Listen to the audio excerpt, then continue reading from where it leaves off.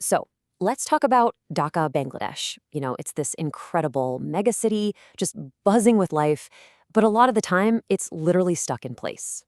And today, we're going to dive into the story of its massive new metro rail, which is a huge symbol of progress, but it actually reveals this much deeper story about what it really means to build a city for everyone. I mean, wow. Just look at this thing. It's like a vision of the future just slicing right through a city that's, well, completely gridlocked by the present. With traffic speeds that can be literally slower than walking speed, Dhaka desperately needed a game changer. And this shiny, elevated electric metro, it was designed to be exactly that. You've got over 21 million people living there, and for them, the promise was pretty simple: a fast, reliable, and modern way to get around. And look, this is way more than just a new train line, right? This is a potential transformation for one of the fastest growing cities on the entire planet. Okay, but this is where the story gets really interesting. Because as amazing as all the engineering is, the real success of a project this huge, it all comes down to the details, the tiny, human-level details that are just so easy to miss. And that's exactly what some recent research did. It kind of gives us this fascinating peek under the hood. And what it found were these two huge, interconnected challenges that go way beyond just the trains themselves. So here's the deal. It really boils down to two things. On one side, you've got what you might call a hardware problem, right? How do you actually connect these massive new stations to the city around them so they don't just feel like these isolated islands? And then, on the other side, you've got this, well, let's call it a humanware problem. Is this shiny new system actually designed to be safe and inclusive for every single rider, especially the most vulnerable folks, when things go wrong? Okay, so to deal with that first challenge, the hardware one, planners have this really powerful tool in their toolbox. It's called Transit-Oriented Development, or TOD for short. And the whole idea is pretty simple, really. You build these dense, diverse, and super walkable neighborhoods right around the transit stops. The goal? To create this seamless flow between the train and the rest of the city. Now, people who study this stuff often talk about the 3 Ds of TOD. First, you need density. That just means enough people living and working close by to actually use the transit. Then you need diversity. So a good mix of homes, shops, offices, that kind of thing. And finally, you need good design, making it safe and, just pleasant to walk to and from the station. The problem is, when researchers looked at one of Dhaka's key stations, Agargaon, they found it's really struggling on all 3 counts. And that creates this major disconnect between the metro and the very community it's supposed to be serving. All right, so let's switch gears to that second challenge, which is honestly maybe the more urgent one. Because this isn't about your daily commute being convenient. This is about what happens when things go seriously wrong. And we really need to understand the scale we're talking about here. This isn't some tiny fraction of the population. In Dhaka, you've got over 150,000 working people with disabilities who depend on the transportation system every single day. So making sure it's safe for them isn't some side issue, it's absolutely fundamental. Now, don't get me wrong, the new metro does a lot of things right for just day-to-day use. You've got braille tiles on the ground, special elevators, platforms that are level with the train, all good stuff. But, and this is a big but, a really detailed study that focused specifically on emergency planning found a massive blind spot. So the researchers asked a really simple but incredibly important question.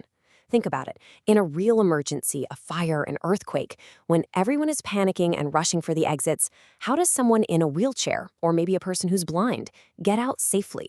And wow, this quote right here from a wheelchair user who was part of the study, it just hits you. It perfectly captures that fear.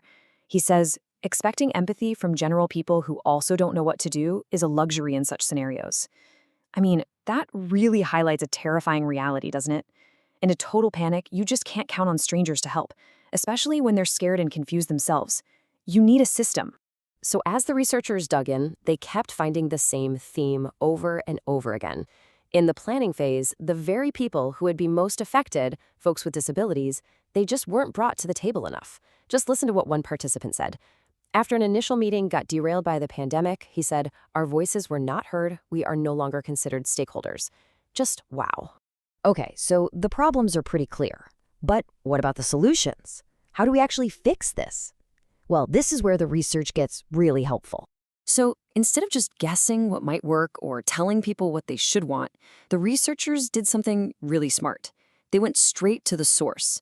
They sat down and had these really deep conversations, interviews and focus groups with people with disabilities, their advocates, NGOs. Basically, they just asked them, what would actually work for you? And they didn't just start from scratch. They laid out 6 different strategies that are used all over the world. Things like having a safe refuge area where you can wait for help, or these special evacuation chairs for getting downstairs, a buddy system, and of course the big one, using an elevator that's specifically designed for emergencies.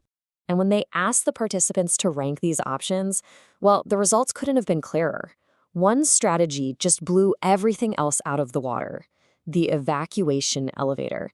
And you gotta understand, this isn't just a slight preference. It's a huge statement about what people actually need and want when their life is on the line. So what was it about the elevator? It's simple, really. It was the only strategy that lets a person get out on their own. It's all about preserving someone's independence and their dignity, even in the middle of chaos. It's not about waiting around to be rescued. It's about having the power to save yourself. Okay, so let's zoom out and put all these pieces together. What's the big takeaway here? Not just for Dhaka, but really for any city that's building the infrastructure of the future. Well, the good news is the research gives us a really clear roadmap. Step 1, actually use those transit-oriented development principles to physically stitch the stations into the city. Make them part of the neighborhood. Step 2, when you're making emergency plans, base them on direct feedback from the people who actually have to use them. No more guessing. And step 3, and this is probably the most important one, make sure the communities that are most affected have a real, permanent seat at the planning table from day one. When you look at it, the whole story of Dhaka's metro really shows us something crucial. A truly world-class, modern transit system isn't just about how fast the trains go or how many people they can carry.